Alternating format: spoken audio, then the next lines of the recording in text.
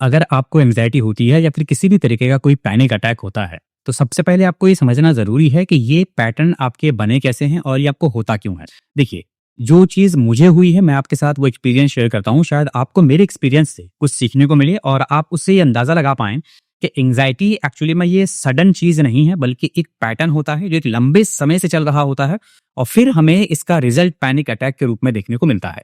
तो सबसे पहली चीज़ आपको नोटिस करनी है कि क्या आपने अपनी लाइफ में कोई ऐसी हैबिट डेवलप कर ली है जाने-अनजाने, जो शायद आपको परेशान कर रही है, या आप किसी चीज़ पर बहुत ज़्यादा ओवरथिंक कर रहे हैं। मेरे केस में क्या था कि मैं चीज़ों पर बहुत ज़्यादा ओवरथिंक करने लगा था और एक फ़ियर डेवलप हो गया था। जब से ये कोरोना शुरू हुआ था उस टाइम पर एक्चुअली में एक फ़ियर डेवलप हो गया।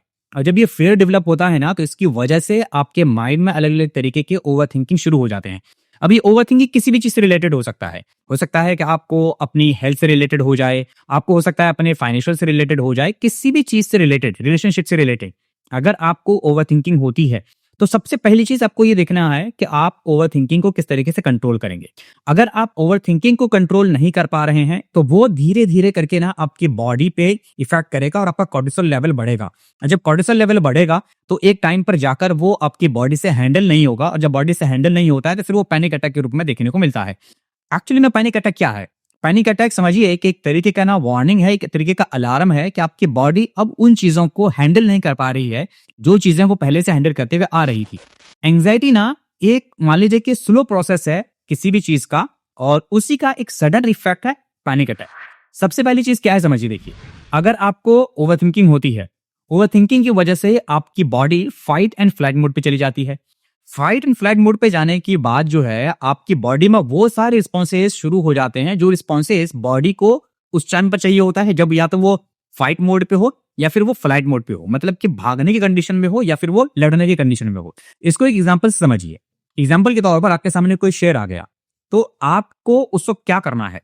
आपको या तो उस वक्त शेर से लड़ने का प्लान बनाएंगे या फिर आप वहां से भागने का प्लान बनाएंगे।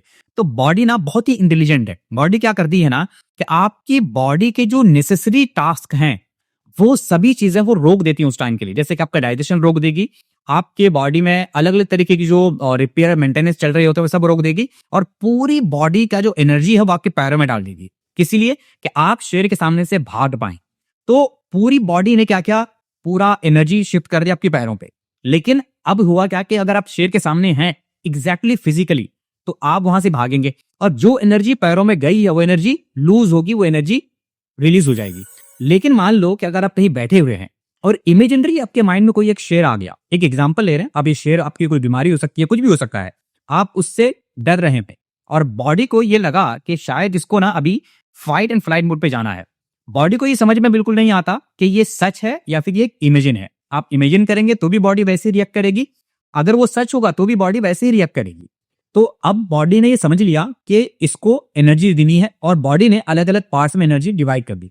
लेकिन आप बैठे हुए हैं, आपने कोई मूवमेंट नहीं करी है, वो एनर्जी उसी बॉडी के पार्ट में रह गई और वो एनर्जी जो है ना आपकी बॉडी में घूमती रही। इसकी वजह से होगा क्या कि आपके बॉडी में आपका हार्ट जो रेट है, हार्ट रेट बढ़ेगा, आपके बीपी बढ़ सकता है, और इन सब चीजों की वजह से आपको फिर पैनिक अटैक्स आने लगते हैं। और ये धीरे धीरे जब बहुत लंबे समय तक चलता है, फिर इसकी वजह से आपको अलग अलग तरीके की समस्याएं हो सकती हैं। अब ये फिक्स नहीं है कि किसको क्या समस्या होगी, सबके केस में अलग अलग होता है। किसी को ऐसा होता है कि उसकी हार्ट बीट बहुत तेज रहने लगती है, किसी को ऐसा होता है कि ब्रीदिंग में दिक्कत हो जाती है, किसी को ऐसा होता है कि चलने में उसको बहुत ही मतलब चक्कर से आते रहते हैं। तो सबके साथ अलग अलग समस्या होती है। तो ये आपको समझना जरूरी है कि आपका एक पैटर्न क्या है। आपको डर की वजह से ऐसा हो रहा है, आपको ओवर थिंकिंग की वजह से हो रहा है, तो पहले आप अपने पैटर्न को डिफाइन करने की कोशिश कीजिए। और सबसे पहली चीज ये देखिए कि आपका सुबह से शाम तक का रूटीन क्या है, क्योंकि ये जो रूटीन है ना, ये बहुत महत्वपूर्ण रोल निभाता है। मुझे एंग्जाइटी शुरू हुई थी जब मैंने लॉकडाउन में घर में रहना शुरू किया, क्योंकि घर में रहने की वजह से क्या होता है कि आप बहुत सारी चीजें ना नहीं कर पाते। आप कहीं किसी से मिल नहीं रहे, आप किसी से बातचीत नहीं कर रहे, और आपका इमोशनली जो है कनेक्शन नहीं हो पा रहा है लोगों से। तो उसकी वजह से भी क्या होता है कि आप अंदर ही अंदर ना बहुत सारे इमोशंस को दबा रहे होते हैं, और जब वो इमोशंस दबते रहते हैं, तो फिर उसकी वजह से क्या होता है कि आपके बदन के हार्मोन जो है ना वो बदलते रहते हैं।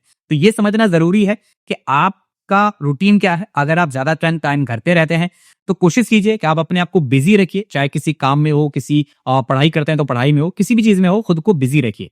और अपने फैमिली के लोगों के साथ बात करने की कोशिश कीजिए, क्योंकि अगर आप बात नहीं करेंगे तो आपके अंदर के जो इमोशंस है, जो फीलिंग्स हैं, वो कभी भी बाहर नहीं आएंगी और इसकी वजह से भी हो सकता है कि शायद आपको एंग्जाइटी हो जाए। तो इसीलिए इन सब चीजों पर फोकस करना बहुत जरूरी है। और दूसरी जो सबसे महत्वपूर्ण चीज है वो ये कि आपको ये देखना जरूरी है कि जब आपको एंग्जाइटी होती है तो आप स्टेप क्या लेते हैं। एंग्जाइटी होने पे ज्यादातर लोगों का स्टेप क्या होता है कि वो सर्च करना शुरू कर देते हैं कि मुझे ये जो हो रहा है इसका सिम्टम क्या है। मैंने ये खुद बहुत बार किया है और ये आपकी बॉडी में आपको रिलैक्सेशन के बजाय सिर्फ आपको एक एश्योरिटी देता है कि हाँ, ये चीज हो सकती है। और अगली बार जब आपको फिर एंग्जाइटी होगी या पैनिक अटैक आएगा ना, तो पिछले वाले से ज्यादा तेज आएगा, क्योंकि आपने अब क्या किया होगा, अपने आप को लिंक कर लिया होगा अलग अलग तरीके के सिम्टम से।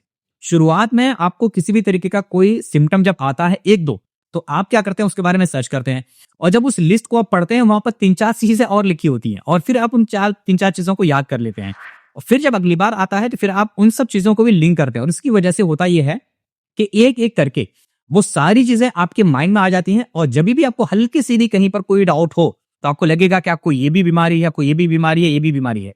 आप सर्च करके देखना कि पूरी दुनिया में शायद कोई ऐसा व्यक्ति नहीं होगा जिसको इतनी सारी बीमारियां एक साथ हो जाए, जितनी सारी बीमारियां एक एंग्जाइटी वाला एज्यूम करता है। इसीलिए समझना जरूरी है कि आपकी जो चीजें हैं वो रूटीन में किस तरीके से हैं और आप एंग्जाइटी होने पे, पैनिक अटैक आने पे क्या स्टेप लेते हो।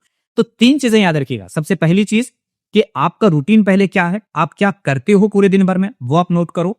दूसरा ये है कि आपका कोई एम है, कोई गोल है या नहीं है, आप घर पे रहते हो, बाहर जाते हो, क्या करते हो, आपका सराउंडिंग क्या है, पहले वो नोट करो। और तीसरी चीज ये है कि अगर आपको पैनिक अटैक आ गया तो आप उसके बाद क्या स्टेप लेते हो, ये चीज नोट करो। जब ये 3 चीजें आप रेगुलरली नोट करोगे तो आप देखना कि आपकी जो बार बार पैनिक अटैक वाली समस्याएं हैं वो धीरे धीरे कम हो जाएंगी और फिर आप एक टाइम के बाद ना नॉर्मल और रिलैक्स फील करने लगोगे। वैसे अगर आपको कोई और समस्या लगे तो आप मुझे जो है कांटेक्ट कर सकते हैं। नीचे डिस्क्रिप्शन बॉक्स में आपको लिंक मिल जाएगा फॉर्म का, वो फॉर्म का लिंक जो है क्लिक करके फिल करके आप मुझसे कॉन्टेक्ट कर सकते हैं।